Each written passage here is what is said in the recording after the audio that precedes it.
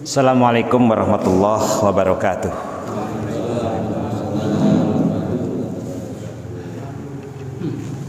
Bismillah walhamdulillah, salatu wassalamu ala rasulillah wa ala alihi washabihi wa mawalah, amma ba'd. Kita buka dulu dengan bersalawat sama-sama. Allahumma sholli sholatan kamilatan wa salim salaman tamman ala sayyidina Muhammadin alladhi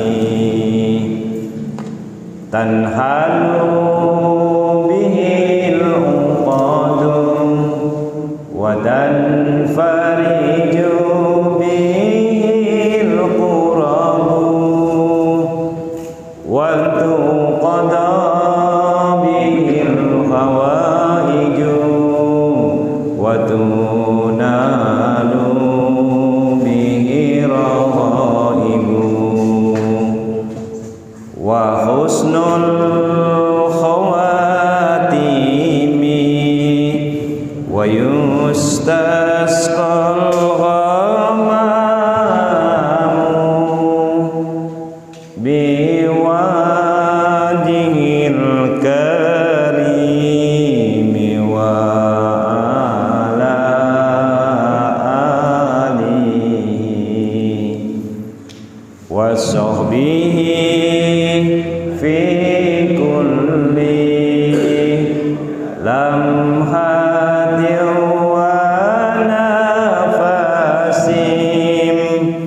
wa nafasim bi'adadi kulli ma'lumilat.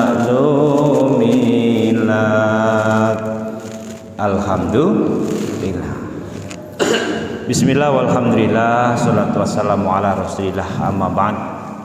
Yang kami hormati para orang tua kami yang sempat hadir pagi ini, hadir juga senior kami Al-Ustadz Muhammad Ali MHI, seluruh jamaah subuh yang juga dirahmati oleh Allah Subhanahu wa Ta'ala. Puji syukur kita haturkan kepada Allah, salawat dan salam semoga Allah limpahkan kepada baginda Rasulullah sallallahu alaihi wasallam. Bapak Ibu yang kami hormati, mari kita sempurnakan acara ataupun amalan kita pada hari ini dengan kita lengkapi dengan amalan watawasau bil haq watawasau bis sabr. Setelah yang pertama kita mengamalkan alladzina amanu wa amilus sholihat, itu kitab orang-orang yang beriman kemudian beramal soleh, dan kita lengkapi sekarang watawasau bil haq watawasau bis sabr. Dan bersyukur kita bisa sholat subuh berjamaah. Sholat subuh ini rakaatnya paling pendek tapi pahalanya paling besar di antara sholat 5 waktu. Saking istimewanya sholat subuh ini, termasuk surat-surat dalam sholat subuh, Rasul jarang membawakan surat-surat yang pendek. Qul huwallahu inna atoina, jarang. Hampir tidak pernah Rasulullah kalau sholat subuh menggunakan surat-surat pendek, yang dibaca yang panjang-panjang. Al-Waqi'ah, tapi yang jelas bukan Al-Baqarah ya. Al-Baqarah 1 sampai selesai 3 juz. Ini penghargaan bagi orang-orang yang mampu untuk melaksanakan sholat subuh. Bahkan sholat sunnah yang terbesar pahalanya adalah sholat fajar. Sholat fajar itu ternyata sholat qobliyah subuh, pahala sampai dunia seisinya. Bapak Ibu yang kami hormati, sedikit yang akan kami sampaikan di sini adalah hal-hal yang dilarang dalam sholat, walaupun itu tidak membatalkan sholat. Jadi sholat itu hal yang sangat penting sekali, mungkin menempati urutan yang terpenting amalan yang pertama karena diletakkan di rukun Islam yang kedua setelah syahadat, sholat. Nah kemudian untuk kesempurnaan sholat, maka ada baiknya yang pertama kita hindari yang membatalkan sholat. Itu jelas ada 14 macam yang membatalkan sholat. Setelah kita hindari yang membatalkan sholat, demi kesempurnaan sholat kita hindari yang makruh sholat, makruh di dalam sholat. Nah inilah yang akan kita bahas. Banyak sekali, ada 9 kalau tidak salah, tapi nanti kita waktunya mungkin tidak cukup. Yang pertama, Rasul benci nengok wong sholat selalu jinguk langit-langit. Nah, ya.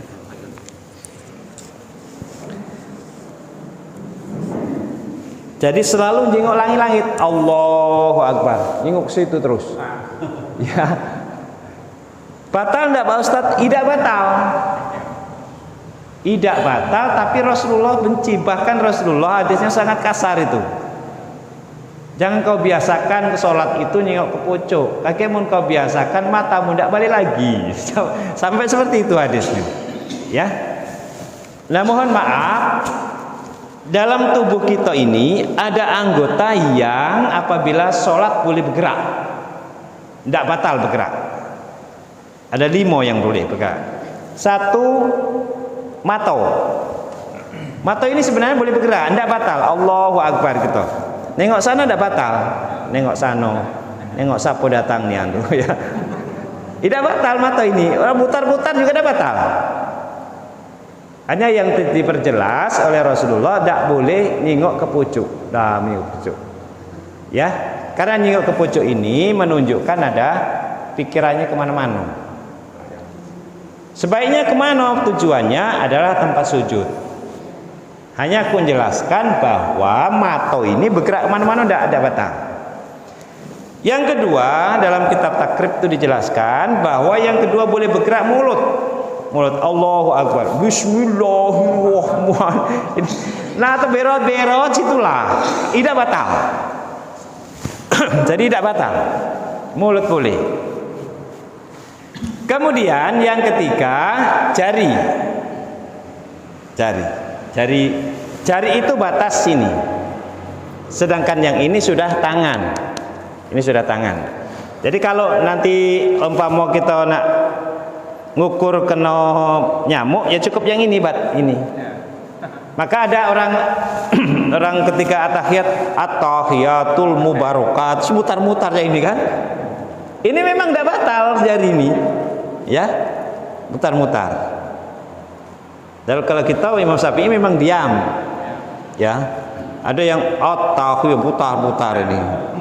Ada kalau ditanya ngapo sampai putar-putar, katanya ngusir setan. Ayo pergi katanya ya. Aku pikir kalau mana setan di belakang. Tuh ya. Tuh. Jadi kemudian mohon maaf, mata, mulut, jari-jari ini mohon maaf jangan sebesar-besarnya. Yang keempat, senjata wong lanang. Nah itu ya. Mohon maaf, kemaluan itu kalau bergerak pas sholat bergerak dia. Tidak batal. Tidak batal nyegahnya. Ya. Batal tidak batal. Yang kelima adalah jari-jari kaki. Ini juga bergerak boleh. Ya, bergerak boleh. Itu ya. Jadi yang pertama yang dilarang oleh Rasulullah ketika sholat adalah jinguk ke langit-langit. Tuh. Kita hindari itu. Yang kedua, tidak boleh dalam sholat. Ngapo itu nguap sampai mulutnya terbuka. Batal enggak Pak Baron? Enggak batal. Tetapi Rasulullah benci nih nengok Allahu Akbar, ditahan. Ya, menguap sampai terbuka. Kalimatnya menguap sampai terbuka. Ini hadisnya hadis Muslim. Ya. Jadi kalau memang sholat, kalau nak nguap ditahan. Minimal ditutup. Kalau tidak bisa ditutup. Tuh ya. Yang ketiga, Rasul benci nengok orang sholat kalau buang selilit ke depan atau ke samping kanan. Kalau bahasa mudahnya adalah dilarang keras meludah atau seakan meludah dalam sholat ke kanan atau ke depan. Sehingga hadisnya itu kalau tidak salah maksudnya jangan kau meludah ke depan karena di depan kau ada Allah. Jangan kau meludah ke kanan karena di kanan ada malaikat rahmat. Meludahlah sebelah kiri. Nah, ini kapan terjadi? Terjadi ketika ada selilit. Nah, yang jadi masalah tuh sedekah, kemudian belum sempat kumur-kumur, langsung sholat isya. Allahu Akbar. Naso ayam yang nyelip di gigi itu keluar. Kok yang jadi masalah tuh? Kalau ditelan, walaupun sedikit batal. Yang tidak batal ditelan itu air ludah. Sama dengan puasa. Puasa itu minumlah air ludah banyak-banyak. Tidak batal. Sholat juga macam itu. Sholat yang boleh diminum cuma air ludah. Nah, air ludah pun kalau sudah tercemar batal. Tercemar itu maksudnya cak mano? Baru makan permen. Kemudian pas sholat lidah itu masih terasa manis, ludahnya tertelan, batal itu sholatnya. Karena air ludah itu sudah tercemar, rasa manis tadi, bekas sok permen. Tapi kalau air putih baik tidak terasa apa-apa lah, minum banyak-banyak lah ludah itu. Nah, selilit kalau Allahu Akbar, selilitan ditelan batal. Ya, keluar ayam ini nih. Nah, maka tidak boleh kita seakan-akan diludahkan ke depan atau diludahkan ke kiri, ke kanan. Jadi kalau ada hal seperti itu, ludahkanlah ke sebelah kiri. Ya, sebelah kiri. Tuh ya. Yang kedua, tidak boleh nguap. Yang ketiga, tidak boleh kalau ada selilit membuang ke depan atau ke samping kanan.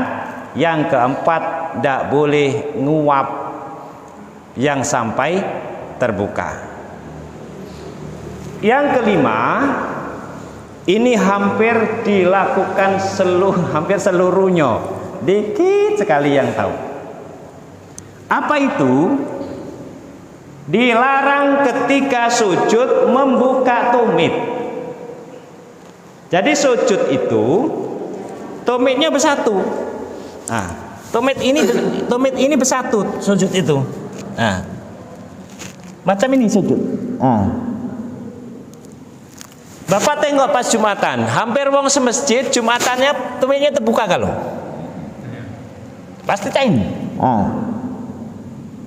Padahal tumit terbuka itu tidak batal, cuma dilarang oleh Rasulullah. Rasulullah benci kalau nengok wong sholat tumitnya terbuka. Maka tumitnya kalau sholat itu tertutup macam ini, ya, macam ini. Ini hampir kalau Jumatan tengoklah, Jumatan itu hampir seluruhnya tumitnya terbuka. Padahal hal ini dibenci oleh Rasul, walaupun tidak membatalkan sholat. Sholat tidak Pak Baron? Sholat batal tidak sholatnya? Tidak. Tapi Rasulullah benci nengok wong sholat kok ketika sujud tumitnya terbuka. Rasulullah senang kalau nengok wong sholat itu tumitnya tertutup. Tuh. Yang selanjutnya,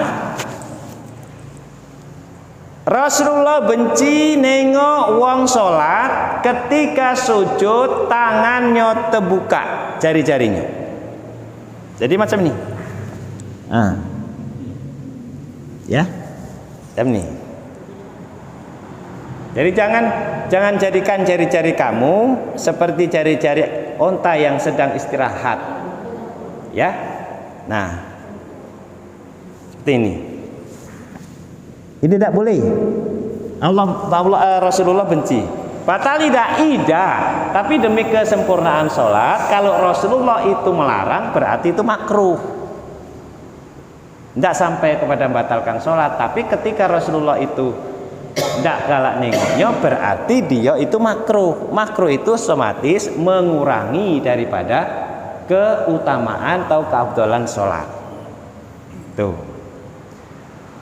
Yang selanjutnya hadisnya sahih, jangan kau letakkan kedua tanganmu ke lantai ketika kau sedang sujud, karena hal itu akan menyerupai daripada anjing ketika istirahat.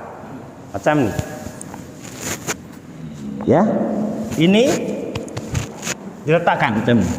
Nah, ini Rasulullah benci. Ya. Letakkan di lantai. Nah, macam ini. Ini biasanya sujudnya wong ngantuk, saya ini biasanya. Apa ngantuk? Nah, inilah. Nah. Kalau panjang cuman apa borna? Aku enggak tahu yang dalilnya ya, aku enggak belajar yang itu, ya. Cak ini. Aku kurang paham, jadi aku tidak menyalahkan dia, tapi aku tidak tahu ajarannya. Aku tidak bisa jawabnya kalau yang panjang itu boleh, tidak yang jelas. Yang tidak boleh yang aku tahu itu adalah tangannya ditutup. Ya, tangannya diletakkan begini, tidak boleh.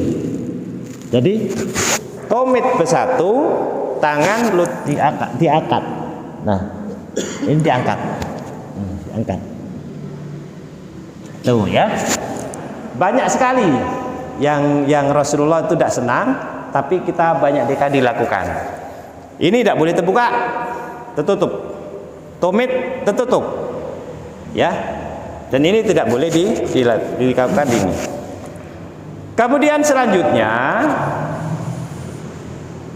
tidak boleh memainkan tangan sampai bunyi. Ya, itu sudah mendekati daripada yang membatalkan sholat, karena membunyikan sesuatu karena main-main. Contohnya apa? Contohnya ini pas sholat kelak, ya kelak, karena imamnya terawih lah kenyangan, imamnya lamunian, ya sudah ayo main-main nunggu imam. Ini sebenarnya tidak batal, ya, tapi sudah mendekati batal. Kenapa? Karena main-main. Dalam sholat itu kalau membunyikan sesuatu yang membuat orang lain paham akan kode kita, itu batal. Huruf pun macam itu juga. Huruf itu batu itu tidak batal. Kalau tidak sengaja batu udah batal. Allahu Akbar langsung batu udah batal. Kenapa tidak disengaja? Tapi Allahu Akbar bini lewat batal itu. Ya, karena ada kode menunjukkan kepada orang lain bahwa itu batal. Sama dengan tertawa. Allahu Akbar, tertawa sampai bunyi. Batal enggak tertawa sampai bunyi? Kalau wong belakang, kita sholat di depan, kemudian ada wong belakang kita. Wong belakang kita itu tahu kalau kita tertawa sampai bunyi, maka sholatnya batal. Ya, kenapa? Karena membunyikan suara yang orang lain itu paham akan itu. Sama Allahu Akbar. Assalamualaikum. Ya, sudah dikeraskan. Bismillahirrahmanirrahim. Masih Assalamualaikum. Akhirnya, ya. Akhirnya orang di depan tahu, ada bomnya di dalam. Tuh ya. Pada satu huruf cuma ngasih tahu itu ya. Satu huruf itu membatalkan daripada sholat. Tuh. Itu kalkulasinya. Jadi kalau masalah huruf asal itu membuat paham orang lain itu membatalkan bila dilakukan dengan sengaja. Tuh ya. Jadi bapak-bapak, ibu-ibu yang kami hormati, itulah beberapa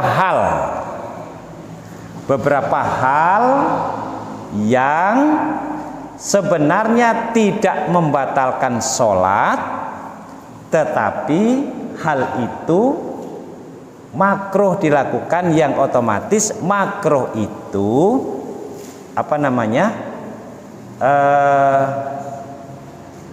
makruh itu mengurangi keutamaan sholat. Ya, sama juga mengangkat tangan dalam sholat. Mengangkat tangan dalam sholat itu tidak seluruhnya angkat tangan terus, tidak, makruh. Hanya 4 tempat yang disunahkan angkat tangan.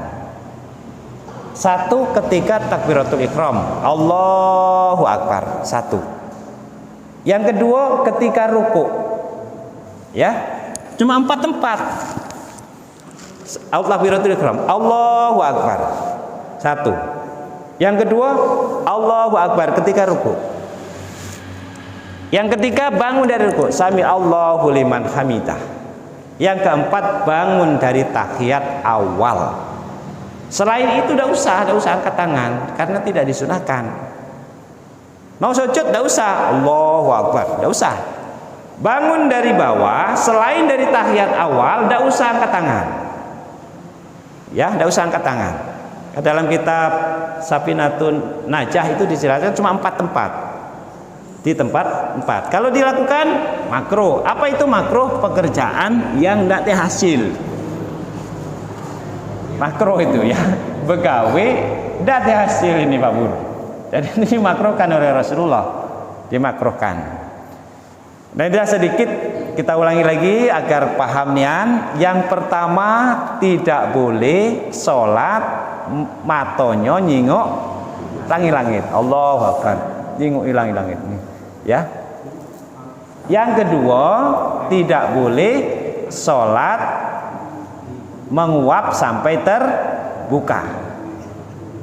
Yang ketiga, tidak boleh meludah seakan-akan meludah ke kanan atau ke kiri, kanan atau ke depan, mohon maaf. Yang keempat, tidak boleh waktu sholat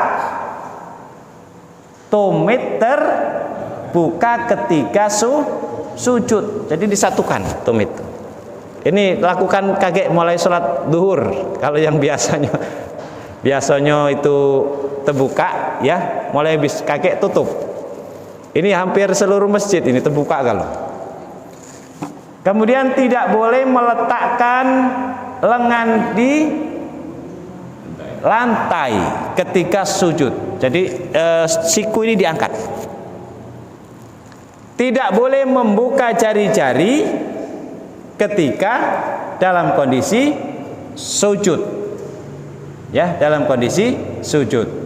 Ini juga dilarang oleh Rasulullah Shallallahu Alaihi Wasallam.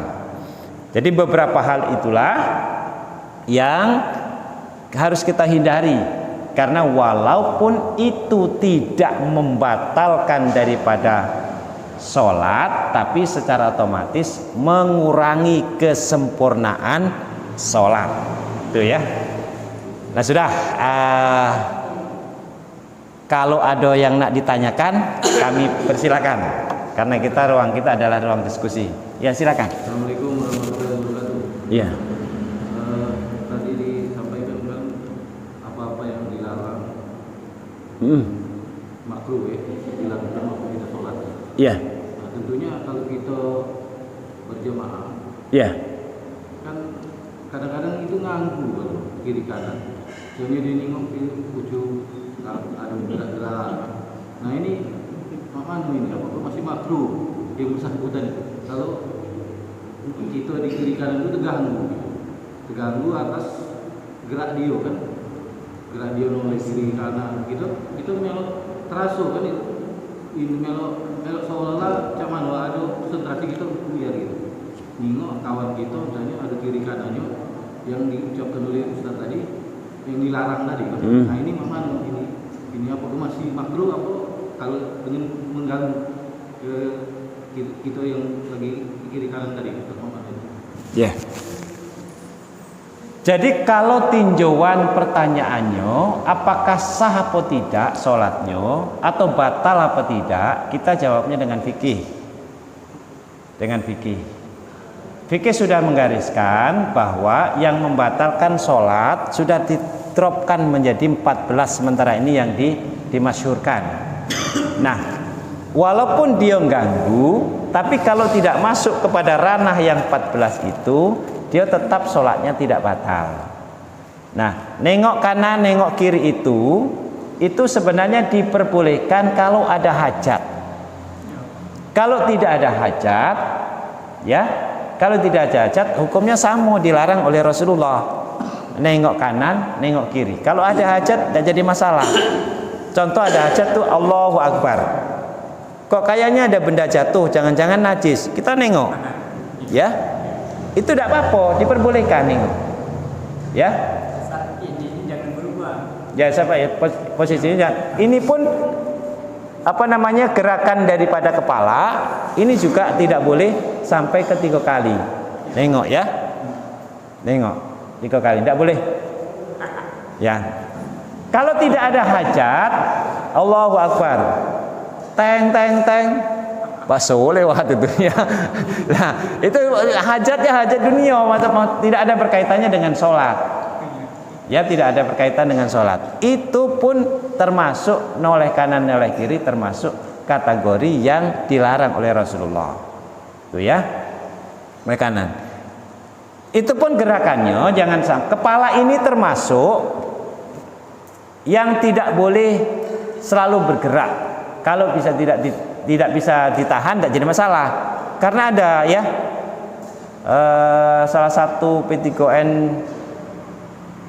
di daerah Selang itu, kalau imam bergerak, kalau Allah Bismillahirrahmanirrahim, tapi memang gayanya seperti itu, ya, baca ayat bergerak kalau badannya, ya tidak jadi masalah karena tidak bisa ditahan, artinya bukan disengaja.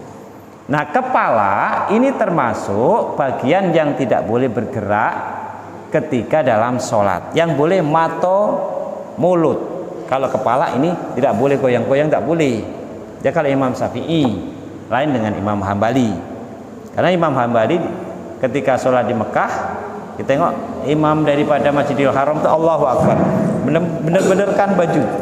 Termasuk di Madinah, ya, baju bener-benerkan. Baru beliau baca Fatihah. Tapi kalau Imam Syafi'i tidak boleh. Imam Syafi'i harus gerakannya ada istiqomah, ada tumak ninahnya. Jadi kalau nak bergerak harus ada tumak ninah. Apa itu tumak ninah? Gerakan kira-kira ucapan subhanallah. Jadi Allahu Akbar, bergerak subhanallah, subhanallah, tidak batal, subhanallah, subhanallah. Jadi tidak batal.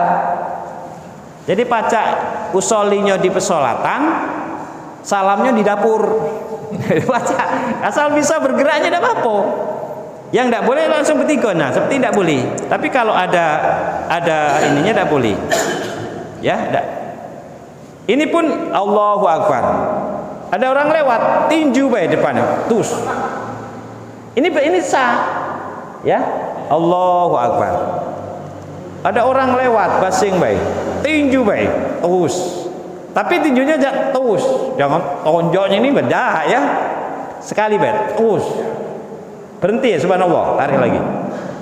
Subhanallah, tarik lagi. Nah, sah itu masih sholatnya. Yang penting dalam satu gerakan ke gerakan lain itu ada kalimat pemberhentian kira-kira ucapan subhanallah. Jadi itu Pak Ji ya. Jadi kalau dijawab sah tidak sholatnya, maka larinya kepada fikih. Kalau belum masuk ke 14 yang membatalkan sholat, berarti sholatnya masih sah. Itu ya. Cukup? Apa ada lagi yang tanya? Oh, silakan orang tua kami. Jadi kan kita kan membahas ini kan lah berulang kali. Jadi kemarin itu mungkin lah sebulan lalu ada Ustaz Nanci. Iya. Dan salah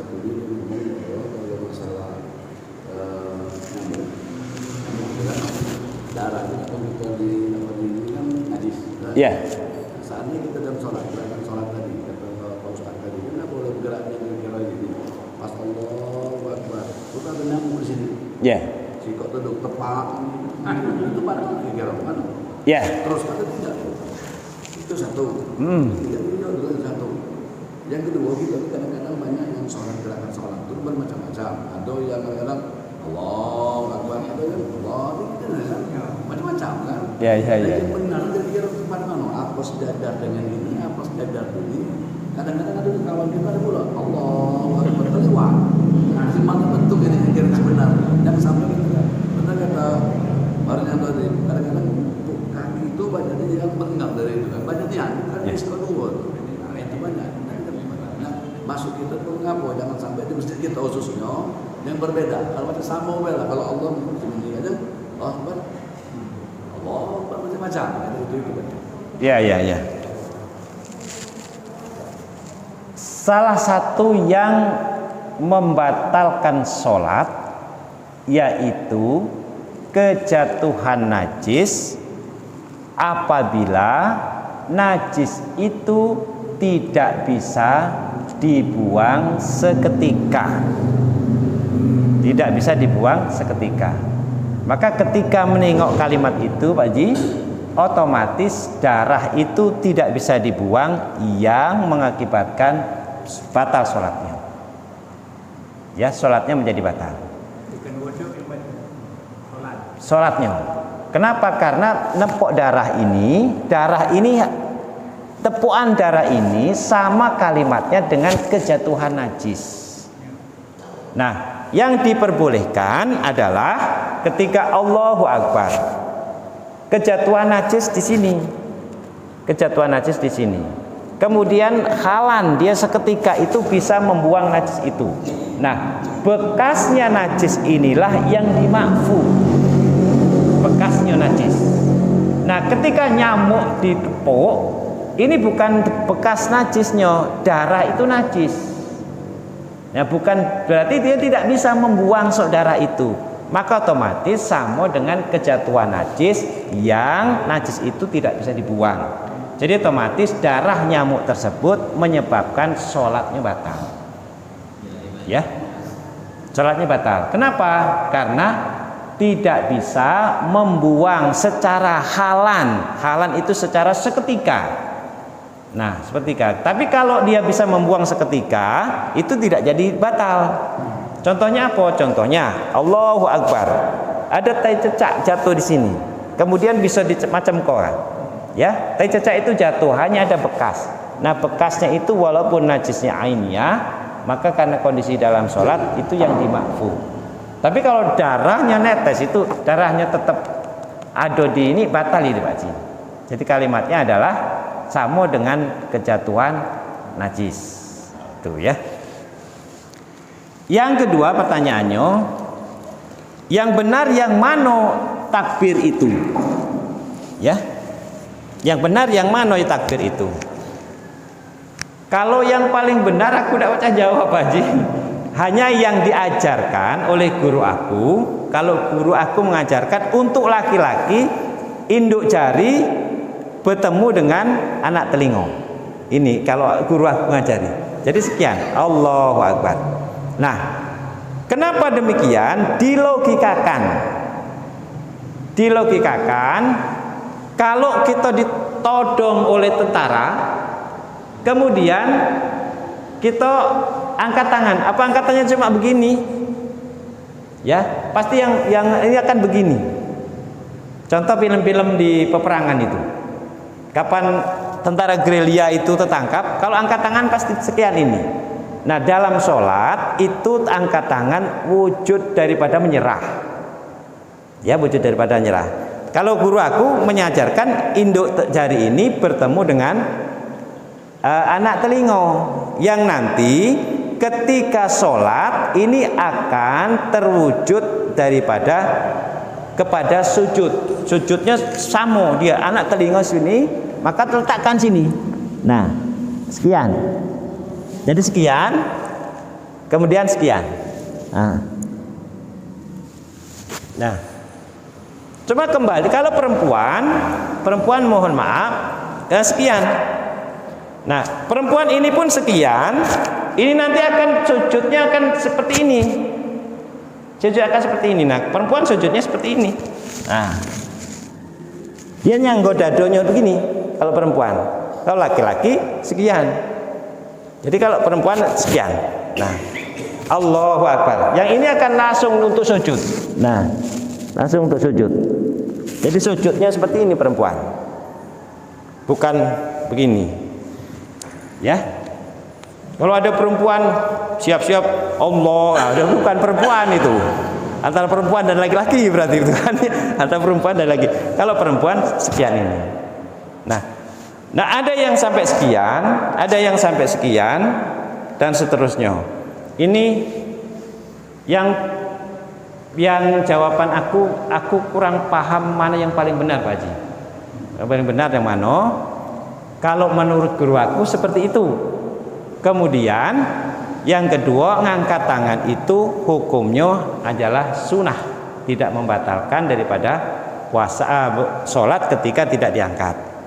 Ya, ini akan merembet ini Pak Haji sampai begini kan? Akan merembetnya sampai begini. Ada seperti ini, ada begini, ya, ada begini. Ya, ada yang ini pula. Mending kalau masih lurus, sebenarnya langsung begini, ya. Nah, itu juga jawabannya bermacam-macam. Hanya setelah diteliti daripada peristiwanya, yang sebelah kiri ini apa namanya? Yang biasa jamaahnya di sebelah kiri Rasulullah. Maka nengok, Rasulullah kayaknya kiri. Yang sebelah kanan jamaahnya biasanya di sebelah kanan terus. Maka kayaknya Rasulullah ini. Yang sebelah sini jamaahnya lurusan Rasulullah terus. Oh, caknya Rasulullah lurus. Ya. Yang cak ini sholat dalam kondisi kedinginan. Mungkin ya. Ya, macam-macam. Nah, timbul pertanyaan, aku harus cak mana Pak Baro? Nah, kalau ditanya seperti itu, karena sedekap itu juga bukan rukun sholat, maka pakailah di mana kamu paling nyaman. Kalau nyamannya seperti ini, sudah nyaman seperti ini. Aku harus cak ini Pak Baron. Kalau tidak cak ini, aku tidak khusyuk. Ya sudah cak ini, tak apa. Ya, asal jangan cak ini baik. Asal jangan cak ini baik. Sama dengan yang Ani tadi Pak Haji. Aku tidak baca jawabnya mana yang betul. Jadi kalau aku cak mana harus pakai ini, apa pakai ini? Mungkin jawaban ya sederhana aku, pakailah angkat tangan di mana kamu paling nyaman. Kalau nyamannya kira-kira sampai seperti ini, ya Pak boleh buat. Itu juga tidak membatalkan daripada sholat. Ya. Tapi kalau guru aku yang ngajarkan aku, induk jari ini bertemu dengan anak telinga ini. Allah sekian. Allahu Akbar, ya. Tidak usah diputar-putar macam ini, tidak usah ya.